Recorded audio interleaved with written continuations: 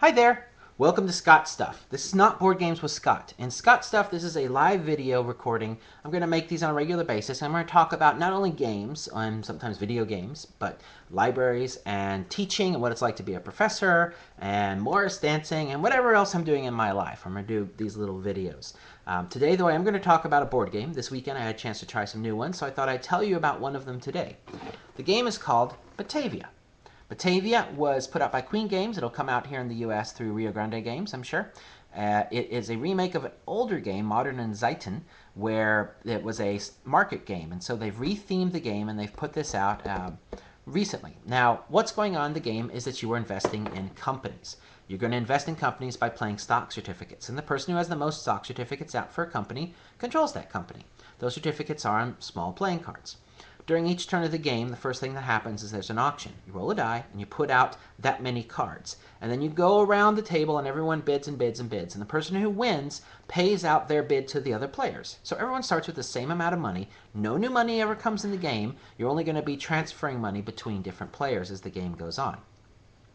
Then you go into the second part of the turn. Now, in the second part of the turn starts with the player who won the auction. They can play as many cards out as they want as long as they have a majority in a company. Now, in this game, majority means you have more cards than anyone else. So as soon as you get more cards than anyone else, you take a token indicating that you control that company. Once you have that, you can then play as many other cards as you'd like. But every card you play sends this cannon track up higher. There's a cannon track where you're going to attract pirates who are going to come and blow up the company that has the most certificates out on the table. So what you do is you track actually two things. You track the total number of cards played by all the players. And when it hits 25, the pirates attack. You also track how many cards have been played for each of the companies. When the pirates attack, you look to see which company has the most cards played for it. And that company is attacked by the pirates. All the cards from that company in the game are discarded, and then that company's ownership goes back in the middle of the board.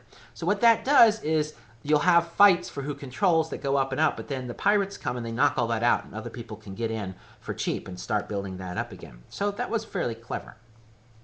The next thing you do is there's a board, and the board has little tiles. Each tile has two symbols, a symbol of a company and a symbol of a good.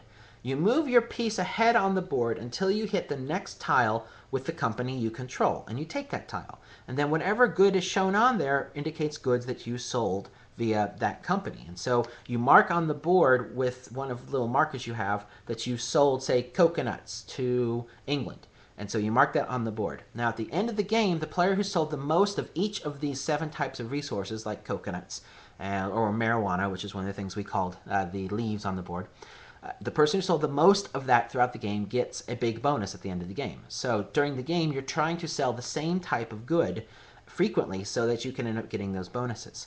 However, after you take the tile, another option you have is to sell that tile back to the bank. And the way it works is if you sell a tile of just a single company type, you get 1 point.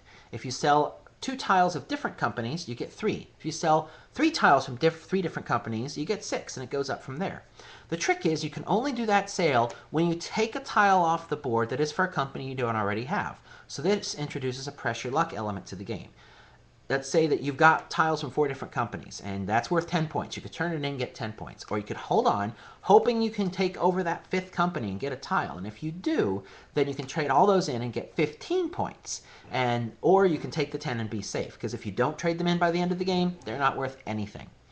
So that's the way the game goes. You have an auction phase, you then go around, everyone can move forward on the track and sell goods. What did I like about the game? I like the auction mechanism. I like the fact that if you didn't bid or you didn't win the auction, you got a little something so that you'd be able to win next time.